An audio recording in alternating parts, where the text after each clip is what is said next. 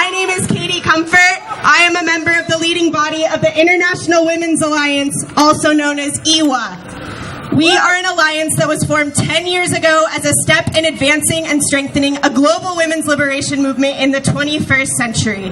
Our goal is to join together organizations to contribute to the liberation of women by escalating an alternative system founded in genuine democracy, freedom, equality, and peace. IWA strives to intensify local struggles against imperialism and capitalism and to connect local struggles together to create a strong global movement of women against oppression and exploitation worldwide. IWA is in full solidarity with the women and all people of Iran and Iraq who have long been subjugated to the injustices of U.S. imperialism and war in the region, as we've already heard today. We call on an end to the war in Iran. Make no mistake, sanctions are not a peaceful approach.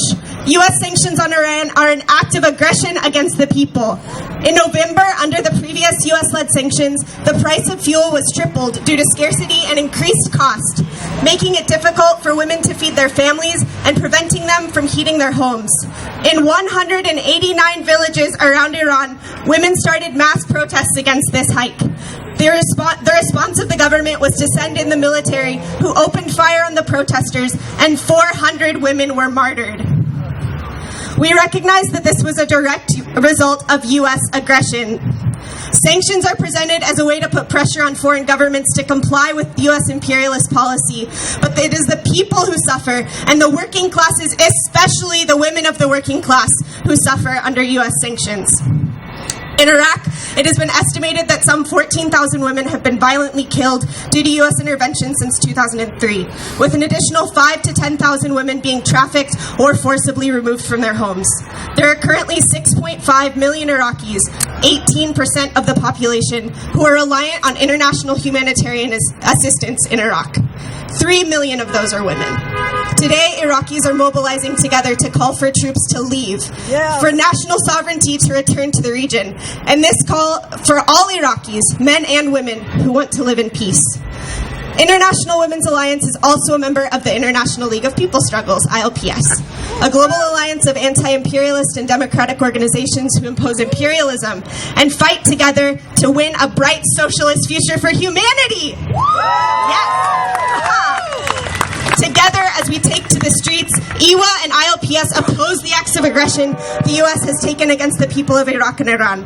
We take full solidarity with the people of the world who are fighting back for a better future, one that demands equality and an end to oppression of all people under the yoke of imperialism.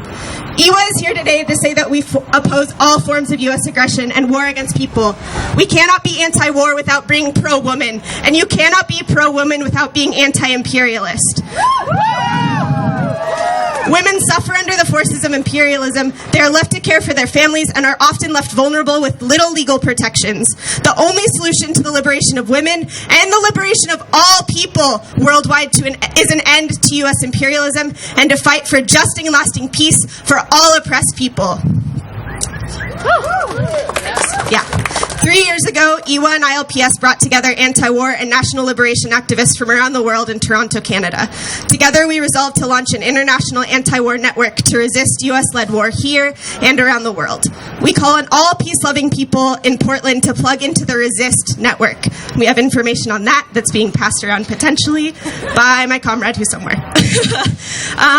So you can plug into the Resist network. We have many more actions and activities in the coming months and hope you'll join us in waging anti-war struggle here in Portland and alongside the world. No war in Iran!